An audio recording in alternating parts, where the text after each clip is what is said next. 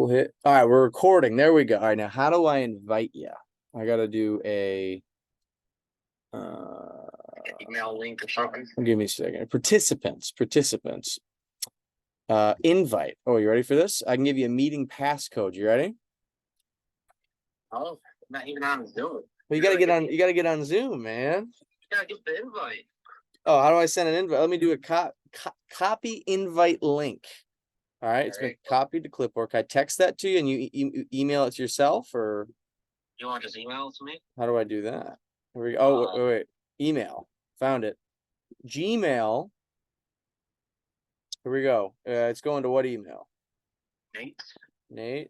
I found it. PPP. Yeah. Yeah. Look at that. I just sent you the email, big dog. PPP one. Yeah, the PPP. Paycheck Protection Program. Oh, let's check YouTube real quick, dude. Dude, guess how many YouTube subscribers the big dog's got? 27. 131. Kick rocks, pal. Kick rocks. You like that? Huh? Hey now. All right. Did that come through? I have not seen it yet. Refreshing. You gotta refresh. Nothing yet, dude. Not. Huh? There she is. Ooh, there she blows. How much water have you drank today, Nate? Be real. I don't know if I should say that much. 2 gallons? Not even close. Oh, guess who just texted me? Old Lenny Jets. Oh, what's he up to? I don't know. He just said, nice dude. I don't even know what I said. Probably added some value, though. I can tell you that much, you know? I hope you did. Now, remember, the show's all about, basically, it's going to be like 90% rambling, talking shop, if you will. And then the other 10%, it's called added value added, you know? That's what we're going to talk about, dude. I don't know, dude. Talk about... You're a big Eagles fan. We'll talk just guys being dudes. Well, we only got 40 minutes, and if it starts to dry up, we can obviously kill it before that. But I don't know. We can talk. We talk a little real estate, talk a little football, a little talking shop. You know, talk refereeing. That's a pretty cool thing. I don't know how refereeing works. You can tell the folks at home all about it. Blow the whistle when there's a ball. You talk about basketball's got like a power play. I think that's one of those sport things. You know, you can talk about power play and penalty box stuff, you know. Yeah, I got you. Minutes, the such. Little touchdown action. Yeah, little touchdown, little 50-yard line, you know. Come on, where you at, man? Where's the invite? I had to fucking update myself. I haven't used it in like 7 months. Come on, man. No coarse language on this YouTube interview podcast. By the way, remember, I'm not, you know, a lot of people think I'm just an influencer, and that's part of it. I'm an influencer for the influencers, you know what I mean? So I'm changing up the game. I'm not calling it a podcast. I tell you what the name of the show is? No. It's a dog cast. It's called being on brand. Being on brand. On brand. On brand with Brady Flanders. That'd be a good name for a podcast, huh? Stuck with RAWDAWGGIN with Brady Flanders, though, for now. That's really on brand. Should I say that? Like you're gonna raw dog me today? Yeah, dude. We'll do. You ready to get raw? What's future tense for raw dog? Dagged? I feel like if you're gonna do raw, I think it's just raw dog. Yeah, you just say you want to get raw dog. Yeah, dude. I think I don't think I'm ever gonna get the Tony Robbins of the world on the show, though. If I kick the show off with you ready to get raw dogged? I think he's gonna avoid that one at all. Yeah, dude. Well, you know, I figure I'm only a couple weeks from getting to that type of status anyway. You know, so we're right around the corner from the Tony Robb. I figure we'll get a POTUS interview at some point. You know, everyone's dying for that kind of content. And we'll do some clips too. You're not too active on socials, right? Not really. No. So I mean, I'll send whatever. I'll probably pull 3 to 4 clips out of this. We'll talk about just if anything of value comes up, anything that's worth like, you know, sharing, I'll clip it and send it to you. You're welcome to throw it up on your story or whatever if you want. Oh, cool. We're almost there. Yeah, dude. And no free shout outs neither. You know, this is a big time, you know, don't be talking about Coca-Cola. We got to get a sponsorship first before we bring up any big companies, you know? I got you. Just kidding. You can talk about whatever you want. I don't care. I'll go out about golf. How about that? I've been doing that a lot lately. Yeah, we'll talk about Hazard Golf Company, Hazard Golf Co. You know, it's our premium sponsor. Hazard Golf Co. Yeah, they're trying to build a. What's the eating passcode there, boy? I just gave you the. Here we go. It's I need a invites. It's where is it? I had it. 5. I don't know where it went. Secure no. Invite. Wait, participants, chat, invite. There we go. 519541. You can change. I got to change my name. Participants. Oh, Nate Hudson's entered the waiting room. Let's go. How do I change my name? Rename. Here we go. At big. Oh, there we go. At Big Dog. Brady Flint. Oh, look at this guy. Oh, dude, I didn't even, you grew the hair out, man. What's that? You grew your hair out. Yeah, just a little bit. It's a little long. Look at you, man. Hell yeah. Anyways, man, welcome to the Dogcast. You know, you ready to blow the tits off of America? Happy to be here. Absolutely, dude. Oh yeah, dude. Why don't I close this little meeting? Am I bright enough for you? Are you what enough? Bright enough. There we go. Look at that. Boom, we're open.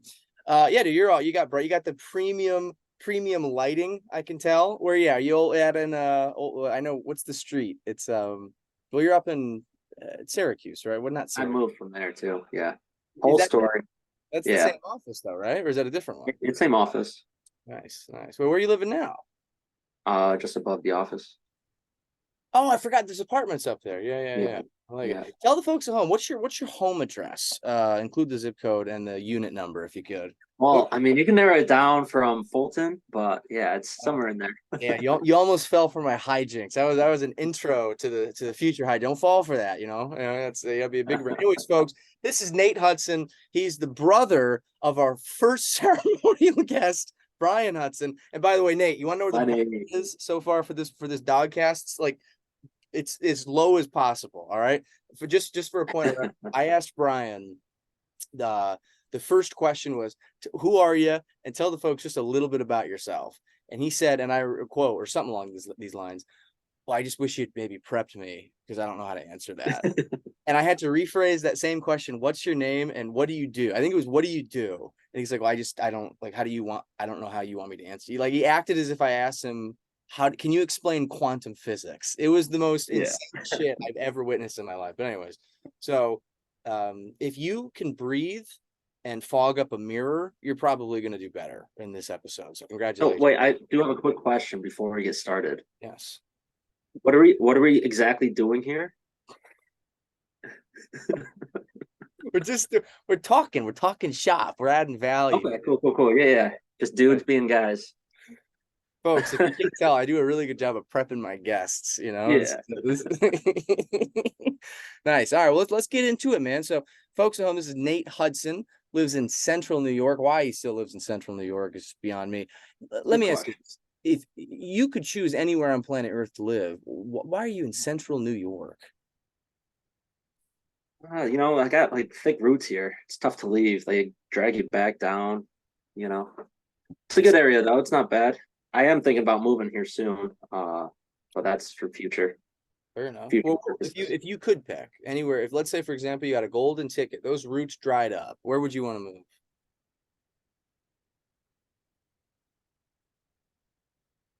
That's a good question. I haven't thought about it that much. Damn. I got two options though. I would say Florida for one. Okay. You know, and probably the Midwest for two. Okay, that's a tale of two cities right there. That's a duality of man. What the Midwest? What would you go to, like Ohio or something? Ohio, or somewhere farther out west too, somewhere where the mountains are. I've never understood the mid. How far does the Midwest go out? It's like I had a Ohio. conversation last night about it, but I think it's like to like the Dakotas. I think you're right. Like when So I it's think like from Ohio to Dakota, South Dakota, or something like that. I think who the hell lives in the? Wait, no, the Dakotas are. Wait a minute. The Dakota. Oh, I'm thinking of the Carolinas. Never mind. Yeah, the Dakotas are out west. The Yeah. Carolinas are East Coast. There we go. Big brain. I like it, man. Well, just for a little point of reference, this man is a real estate mogul. Many are saying, all right. Many are saying, well, what's your main? Because what I've learned about like this content creation stuff is there's like 40 billion things you can do with content creation, but with real estate, it's like such an interesting topic to me because there's like 9 things you can do with real estate. Like you can buy it, you can sell it, you can hold it, you can wholesale it, you can Airbnb. Like there's not a whole like it's a pretty it seems like a pretty simple industry. Obviously, it's not simple, Yeah. but what's your main sphere of influence? Because I know your parents are big in that world. Yeah. I mean, right now we're mainly focused on rentals, dealing with tenants and mostly property management stuff at the moment. We're still kind of picking up the pieces from COVID. But we've done flips. I've been in and out of Airbnbs, here and there. We've had some turnover and would list them on Airbnb or um, go down that road for the short term rentals. But other than that, it's mostly just been dealing with a lot of tenants and, like I said, picking up the pieces and just moving forward, doing some rehabs on the places that we bought and kind of we grandfathered tenants in. Ooh. And now we're just getting to the point where we're updating those units, raising the rents, and just getting better tenants in there. What's like your typical? Because I know some folks they target like luxury, some folks they target like Section 8 with like Fulton and well, because is your sphere of real estate? Because I know last time we talked about real estate, you're like I can buy stuff wherever, but like where for your portfolio, your parents' portfolio, is it mainly centered in your neck of the woods? Yeah, yeah. So right here, most of them we have a few down in Syracuse, or just one right now at the moment. But we've mostly focused on Oswego County and Fulton and Oswego, the two biggest cities in the county. It's where I grew up. It's where I spent most of my time, and I'm very familiar with the neighborhood. Very familiar with like the housing. Um, every house has their different unique things to it. But when I go look at houses to purchase, I can spend 15 minutes and I know if I'm going to buy it or not. So, Because you've got like or put an offer in at least. yeah, because you know the area, you know the rents, you know what you Yeah. know the market, what it's supposed to be like. That's pretty How cool. much it is to fix it up and so on. So, What's it? Because I remember I was talking to a guy about wholesaling, and I can't remember the exact figure, but it was like I want to say it was like it was a formula. It was like $25. Like if when you're doing rehabs, it's like if you want they call it like lipstick rehab, if I remember correctly. It's like $10 a square foot, and then there's like shithole rehab, and that's like $35 or so. Like, is there like a metric or a formula? Like when you look at like, all right, well, this needs a little bit of work, that needs a little bit of work. Do you look at it room by room, or do you kind of just have a general formula? I more so have a general formula. I know everyone's different, but if I'm going into a project, this is one of our last flips that we did. But we bought the house for about it was around 90 to 100 or something.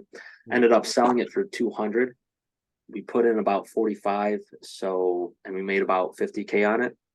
So my process is I want to make as much profit as I put into it Of as course, in recap costs. So if it's a $25,000 project, I would like to see 25,000 out.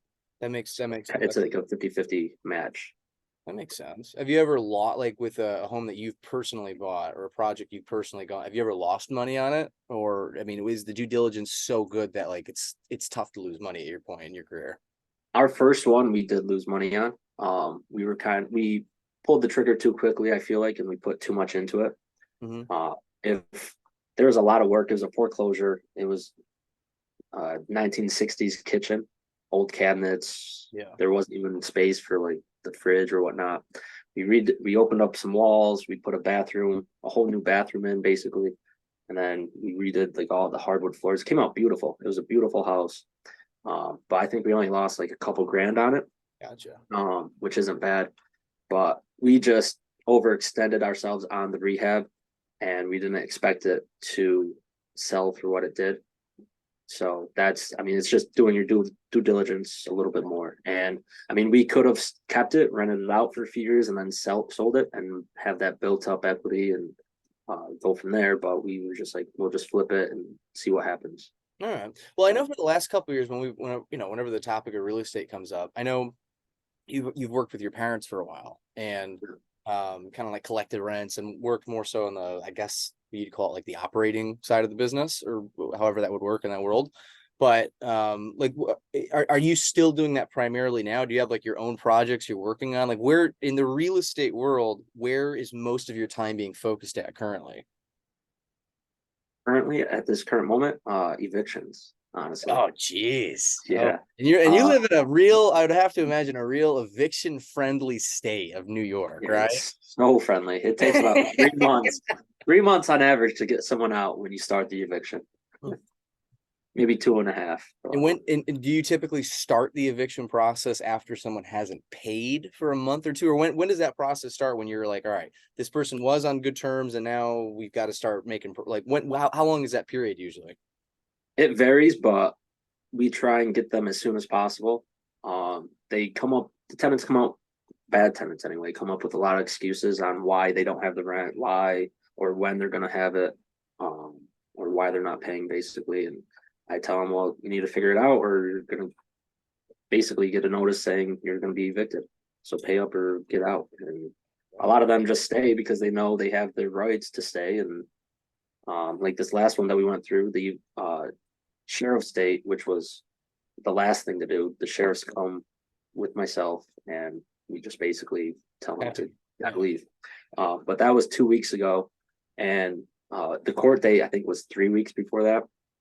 And the tenant came to court and her excuse was, I just didn't pay rent or I just didn't have the money. I'm like, because the judge asked, like, what's going on? Like, do you have like anything? There's like, just didn't pay rent.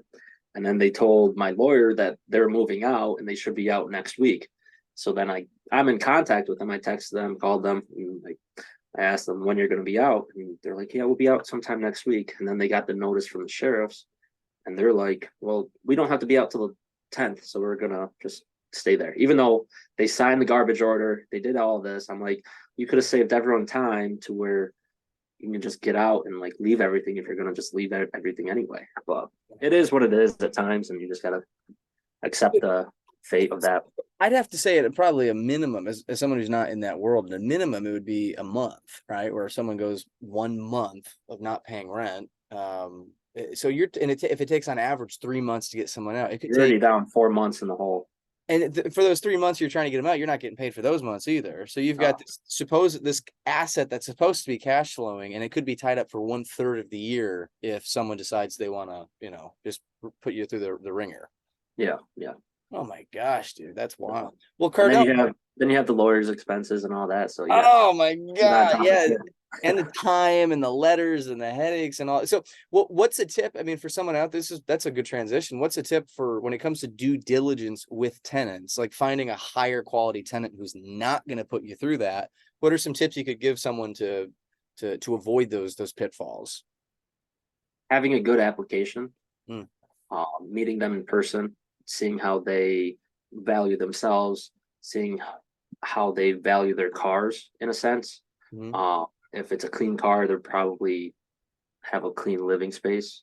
If it's dirty, messy, they have bottles everywhere, clothes everywhere. It's probably going to be a messy living environment that they live in. Not saying that you go around and judge people for that, Yeah. but it's just one of those key indicators that if you meet someone and they seem like a good person, but then they have a shitty car or something like that, or like a messy car, I should say. And then I also would call previous landlords to see how they handled themselves and how communication was with them. Making sure that their income is 3 times the rent. I think that's what we go by, 3 times the rent, to make sure that they can pay for the apartment or the house or whatever they're renting. Sometimes I do a drive-by of their current address, just to make sure that the outside looks decent, looks nice. They're not living in a shithole. Yeah. Stuff like that. So that makes sense. It's just like a general sniff test, essentially. It's yeah, kind of basically. if Yeah. you had an applicant for a job, you would call their previous employer. If they showed up to an interview and they were, you know, wearing a tattered, greasy shirt and sweatpants and stuff like that, it's general appearance, general sniff test. Basically, yeah. And I'm assuming at this point in your career, you kind of have like a gut feeling about, you know. Yeah, that too. I mean, I can pretty easily find out, like I've seen enough people, I've met with enough people, where they either stay true to their word and their application and everything looks good and they're great tenants. Like you can find those out immediately, or you can, if you don't have that gut feeling, if you don't have like that kind of intuition that they're not going to be good tenants, then they're probably, it's more so, I don't want to say it's a begging feeling from them, but it's along those lines of like, we need a place, we need an apartment, stuff like that. That's kind of like, they want to rush to get in the place so then they can run the system of not paying rent. You know, man, some of these folks, man, it's truly like they've gamed the system. They know how to take advantage of it. They know where the people. I'm not saying everyone does it. I mean, there's certain situations that people fall into where they're just down on their luck.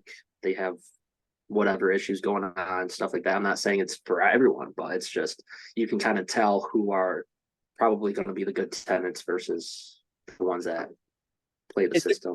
Has there ever been a time in your career where if someone's going through like a genuinely tough spot, like it's a single mom or if it's a grandma or something like that, do you ever give like a little bit of leeway if someone's been like a tenant with you for years and they're going through a tough time? Or I mean, yeah. I mean, if they explain the situation, and I mean, it's like all based on good faith. If they explain the situation and they've been a good tenant, they paid on time, I will work with them and be like, if you can make like a bi-weekly payment to pay this month's rent, that's fine. Or if it's all about good communication up front too. Like if you talk with me and you have a situation going on, like there's this one guy, he's been in and out of the hospital, but he's paid rent. He's been late, but he's always paid rent. Gotcha. We're still waiting on his rent this month, but he should pay it. Him and his girlfriend should pay it by the end of the month. So I'm like, it's fine, but just if you pay a little extra to get ahead, then we'll be ahead and you won't have to worry about it so much. Yeah, you know, 21 days into the month though, man, I'd be a little ooh.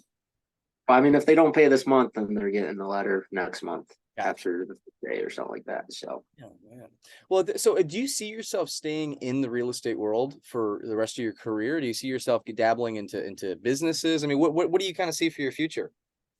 I always see myself buying up houses, buying up rentals, doing flips, stuff like that, because I've done this and I can run it into a business, or I can keep it more. It's not like a hobby of mine right now because I mean I'm working 8-9 hour days with it. But it's definitely something that I will continuously do, is buy real estate. Cool. I love it. And does your I mean, I don't know, but does your strategy change in the feast versus the famine time? Like obviously a couple of years ago, interest rates were what, like 2%, 3%, and now obviously it's a totally different ball game. Does your strategy change when it comes to flips or holding or rents, or depending on the market? We just typically look for good deals. Back in 2020 though, we did buy a lot of houses. I think we bought 7 properties back then, and since then I think we bought 3. So it's really just depending on the market too.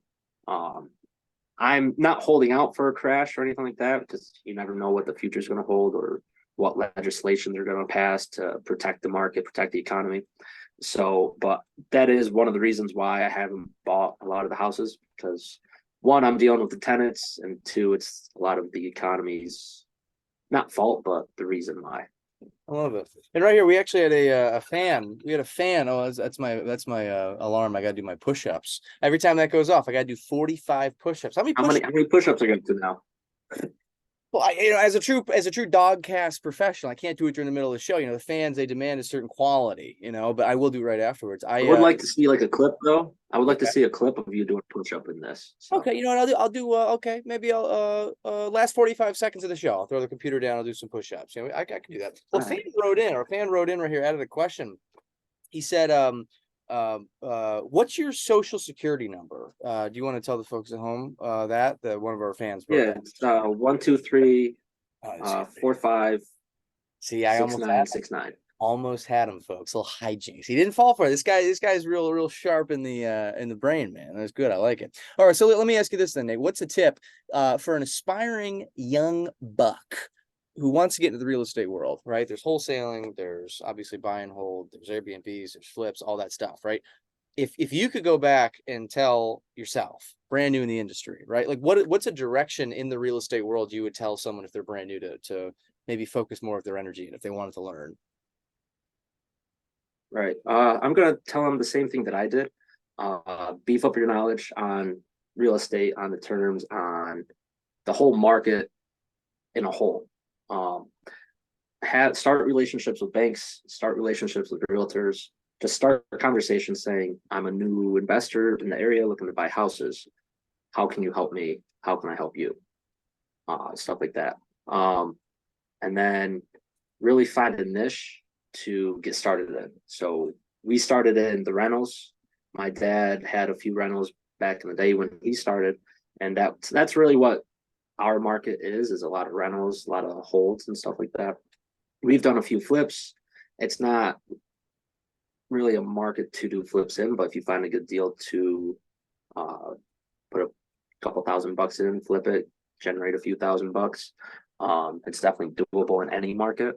But rentals is a long-term game too, so you kind of have to prepare yourself for that. It's going to be a lot of cash up front, a lot of repairs, a lot of maintenance, and then at the end, 20 30 years down the road, you can refi, you can cash out, and move on from there. So it just depends on what type of strategy you want to get into: short-term rentals, long-term rentals, flips, wholesales. It just depends, and it also depends on what the market's going to give you in return. So just doing your research, doing the due diligence, getting your knowledge in the real estate game. So Look at that, we're adding a little value. Look at that. That's a good one right there, man. So the folks at home, they're telling me you're a big time basketball. Basically, you played for the NBA, if memory serves. basically, yeah. Sacramento. Big time NBA guy. Yeah. Right. He was a king. You gotta might want to. Yeah, the LA Kings. Up You played for those LA Kings. LA Right? Kings. Yeah, the LA. There it is. Yeah, he did the old power play on basketball. So you went to obviously old Casanova College, which turns out was a giant pyramid scheme this whole time. It was a giant Ponzi scheme. Whole thing fell down. Doesn't exist anymore. Building 7, whole type situation, huh? But so you played a little basketball back in the day. What was your position? I don't know much about basketball. Were you one of those power forwards I hear much about? I was for like a year. We had a short team. Not many guys on the team. And ended up playing against a 6'6", 280-pound guy. So and I'm 6 foot, and I'm 6 foot and like 180 at the time. So a little bit of a difference. Nice. All right, now Still got some rebounds. All right. Are you who's a better basketball? I was a shooter, you know. Okay. So you got that good stroke, they call it. Really good stroke, you know. It's so good. It treats me well now. Dude, are you gonna? I got a sneaking suspicion you're gonna be like that 50-year-old white guy at the YMCA that's just like just hitting on them, just killing shots. Well, I did not to stroke my own ego right now, but I did drop 53 the other day. Ooh, that's I think Kobe did that. Kobe did that. Right? You know what's that? I think Kobe did that. Yeah, Kobe did. Yeah, dude. You know, we don't speak ill of the dead 60, but on this show. 61. You know, it's the same neighborhood though, right? Are you a big fan of helicopters? You doing any helicopter rides? You think in your future? I have not been on a helicopter in my life. Neither. Seems like probably won't be one. I don't think so either. I think we're on the same boat on that one. It just doesn't seem like a great. Maybe I've heard you can get like Uber sent to you now via helicopter. You can get Ubered in a helicopter. I don't know. If I go into a helicopter, folks, this is my assurance. I'll do one of those like beach ocean, like you're on the beach and you'll see helicopters go over. Because if it goes down, I'd say I probably have a better chance. 50% chance it's going to land in the water, and you'll be fine. Yeah. Well, the thing I've heard stories of like. It's better to be in a plane apparently when it goes down because like at least a plane can glide. You know what I mean? Like if you're but like with a helicopter, I think if it goes down, it just goes down. It's just a nosedive. And not only do you have to worry about what's beneath you, you also have giant spinning blades of death above you. It's like you're in a literal blender. It doesn't seem like a very good situation. You're going to be in a whirlpool in a minute once you go down. Yikes, man! Oh man, that's tough. Oof, it's tough. Yeah. Anyway, let's move on to a different topic. Let's move on to you're a big Eagles fan. Tell the folks at home, what are your thoughts on your team getting embarrassed in the Super Bowl, making it all the way to the Super Bowl and then losing? What are your thoughts on that? I just want to blame that turf guy that installed the shitty field that he did and get my money back, Yeah, the Eagles didn't have to play on the same field or anything, though, right? Like that only affected the Eagles, I think. They had to change cleats halfway through, Only affected the Eagles guys. Yeah, that makes that only. You didn't see Patrick Mahomes slip up. Yeah, I think he was playing with like a broken, like a 17 sprained ankle or something like that. Though, he didn't have to. That was have to do he could have let the backup QB be a star, Dude, yeah, that was a good game, dude. I really wish that. I feel like that game had all the makings of like maybe like a top 10 Super Bowl. Like that was a competitive, fun, fast paced game, and then at the end with that back and forth. Yeah, who was the guy? I think it was Bradbury that hell no, it was it Brad? No. Oh, that call, yeah, that call pissed me off too. I don't think it was. What's your opinion on that call? I don't know. It's one of those things where in a perfect world, I wish it wasn't called. I wish he didn't hold, but it was a hold. It really, and you got to give the guy credit. I can't remember his name. I don't think it was James Bradbury. It might have been though. But give him credit. After the game, even he was like, maybe it was Slay. I held. No, it would. No, it wasn't. It definitely wasn't Slay. I know. Yeah. It was like 5 months ago. Who remembers at this point? But I know you told me though after the game you were sending written and verbal death threats. I believe you said you said you were calling up him and his family. I believe, and you were like, you're a bum and you're a fraud. I think you were telling me that in private. I mean, as a fellow official, I want the game to be called right. Yes. So that's just why I went out and I went 150% after the game. And I mean, I apologize for the family, not to him. Yeah, you care about the fairness of the spirit of the game. That's all you care about. You're a big spirit of the game type. Yeah. That's why we have stripes on when we ref. Yeah, 50-50. Dude, one of my favorite lines at a football game.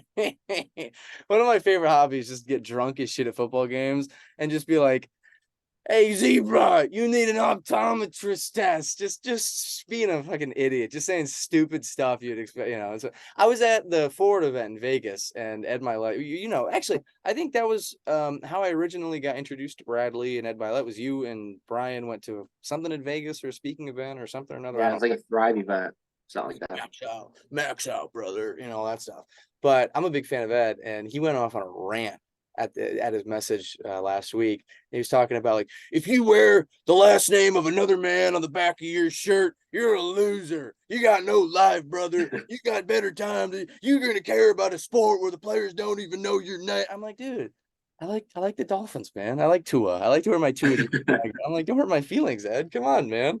But it made me think. It's a little weird if you wear a shirt or a jersey with another man's face on it.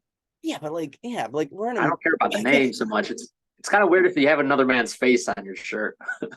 I felt bad because there was one guy at the event that was wearing a Jordan jersey, and I was like, I can't remember where the guy was sitting, but I was just like, that dude just got utterly shit on. Like the one guy who was like, oh, I'm gonna support Michael Jordan. I like Michael Jordan. I'm gonna wear my favorite jersey to my favorite event. And Ed Milet said, "You're a loser. You're a bitch. Your family. You're not the one, brother." Like, let me get that full refund right now. Yeah, dude, I felt like I got bullied, I was like, come on, man, I like the Dolphins. Like, let me have a hobby. Good God. But yeah, man, it does blow me away. Like the people that get like, I mean, when I was younger, I would most certainly if the Dolphins had a real bad game, it might affect me a little bit. But now I'm at the point now where it's like, I don't know any of these guys. They don't know me. It doesn't matter. I have no control over whether or not this guy jukes Tua this. has about 7 concussions. He's still working off. Come on, man. Let's not speak ill of the concussioned, man. That's number. Come on, man. He's a good kid. He's got the spirit. He's gotta have the right to defend himself too, you know. Well, He's gotta be able to. I think he took I think it was like Brazilian jiu-jitsu or Aikido or something classes this offseason. He's like learning how to fall and like how to better protect his head and stuff. I don't know. Dude, at that Christmas game when the Dolphins played the Packers, it turns out he got a concussion in that game, and it was off a handoff. He handed the ball off, and like a defensive end it literally looked like a nothing play. Like he was going after the quarterback, he hit his head, and it turns out that was the play he got concussed. But like a few plays later, and I'm right behind him when he throws this ball. He threw the ugliest ball I've ever seen in my, like, it wasn't even in the same zip code as this receiver. And in my head, I'm like, what the hell is that? But then I found out he's concussed, and I'm like, all right, that makes maybe a little makes sense. He's a little I thought you were gonna go the other way with it. I forgot the game, but I thought you were just gonna like No, I remember that game, dude. Because I brought my grandpa in, and it was on Christmas Day. I got to go on the field in that game. Pre-game, we got to go on for the national anthem, and it was unbelievable. And we were looking good, but at the end of the game, we kind of sold a little bit, and it is what it is. But all right, we got 10 minutes. Nate Hudson, we got to stay to a strict time on this show. Everyone knows that. We got to add some value, man. What are some of your favorite speakers in the personal development world? We're talking about Ed Milet earlier. You got any other fan? You a fan of anyone else? One of my favorites is Bradley. Oh yeah. He keeps it real. Yeah, he gives some good knowledge, good value. Another one that I really enjoyed. Haven't heard him in about 4 years now, but sounds like you're a big fan then. Haven't heard him in 4 years. Super big fan. Well, he hasn't really done much speaking besides like his private events, and he's all the way out in California. But he's it's Cole Hatter. Dude, he was at the board event. He spoke at the event. Yeah. I was filming some content with my videographer at the event, so I missed. That was the one message I missed a good chunk of because we had to go out and just film some stuff. But everyone said he did a phenomenal job. I caught like the last 5 minutes, but real wholesome dude from the sounds of it. Yeah, he has an incredible story too. Talking about his wife, and there was a story there, and charitable work, and he seems like a good dude. I like it. I like it, man. Well, you've been an athlete for a while, and obviously you do some refereeing now. Is that kind of like just like a part-time gig, just for fun, make some extra money on the side? Yeah, yep. Been doing it for 8 years, coming up on my 8th year at least. Nice. But I'm getting into the college side of basketball too, so working my way up. You're a big golf. I do a lot of high school. Big golf guy. Golf a lot right now. Gotta enjoy the time we got. Hell yeah, man. Well, what are some similarities, would you say, between if you had to, I asked Brian the same question here. So literally you could probably just fart audibly and it would be a better response than whatever he gave. He's a real good kid. He's got the spirit. I want to make that perfectly clear. He's got the spirit, but I got to go back and listen to his answer. It was one of the most interesting things a human being has ever said, I think. But the similarities between... He's one interesting guy. He's a good kid. We'll have him back on the show. He's our favorite guest. But can we get like a 3-way going between us three? Well, dude, no, you can't. You can't add a third person because that puts a little too much pressure on him. And when just the tiniest bit of pressure comes in, he starts you start just a little tiny, and then then I start laughing, and then he's like, I don't want to do this. Is stupid. This is shut. I don't even care. This is stupid. It's a whole. You can't do it. But the success in real estate success in business, success in athletics. Like, what would you say the through line, the common denominator in success in life is? If you want to be successful at any chosen industry, any chosen profession, any chosen sport, whatever, like you've got experience in all of it, man. Like what are some of the common denominators? Well, one of the biggest one that comes to my mind is taking action and being proactive versus reactive. Mm. So being ahead of the steps that you need to take. So basically understanding where you want to go and how you're going to get there, and then taking that action to follow those steps. Cool. I love this. Taking action, dude. I think that's the best thing anyone could ever say. That's it in a nutshell, right? That's it's like it. That's all you got to do.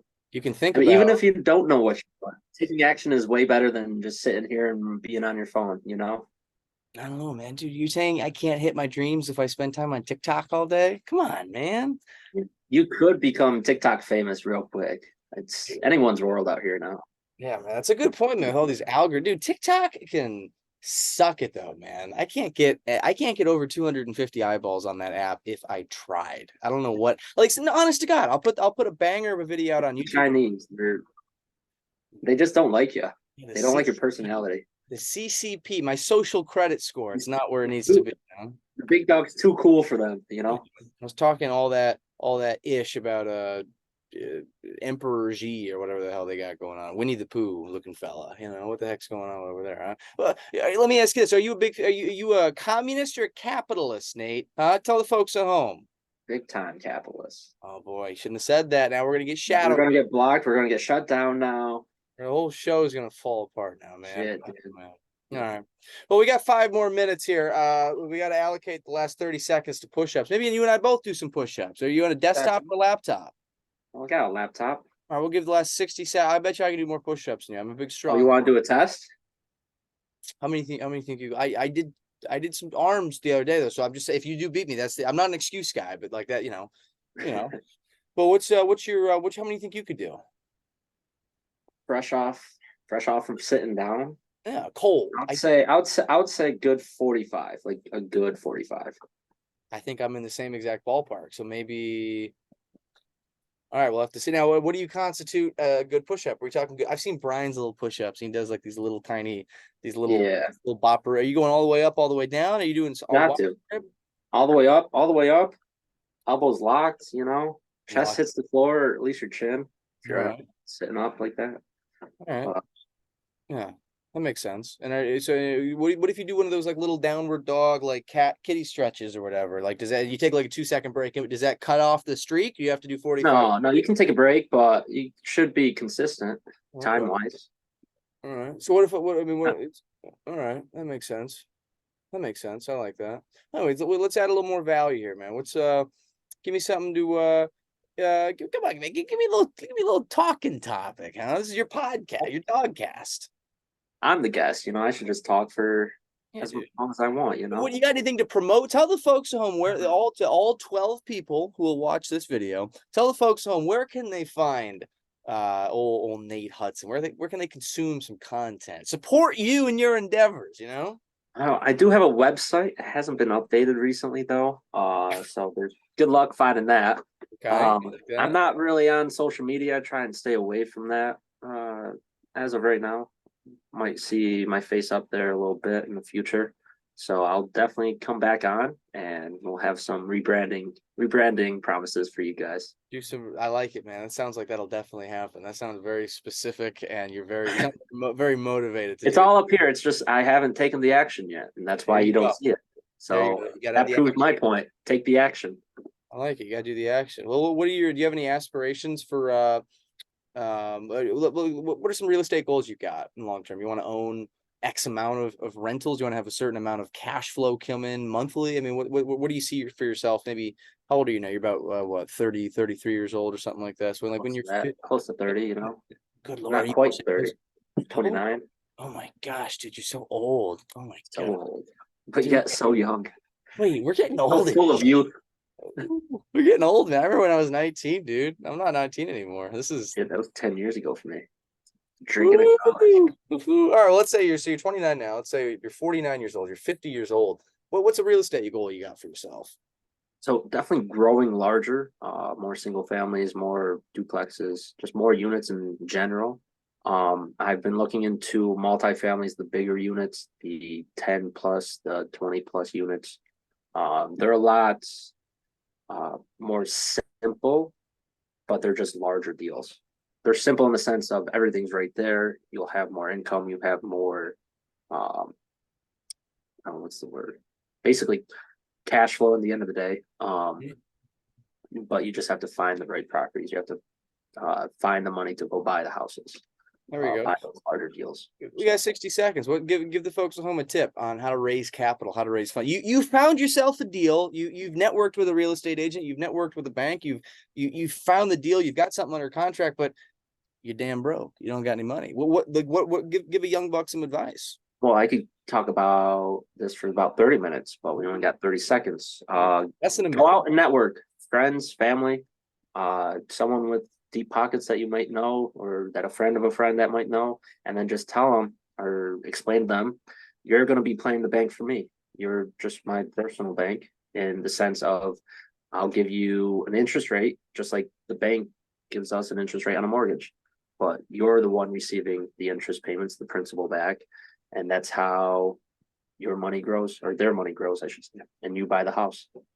Fantastic. So find someone, turn them into a bank. Instead of me going to a bank, you're my bank. There we go. Yeah, you can go to a bank, private lender, and you just have to explain it basically to them. And then if they're on board, they're on board. If not, then you can keep trying. Tell them to kick rocks, huh, Nate? I love it. All right. So I figure we got about, I don't know, 7 seconds. You want to just stare longingly into each other's eyes?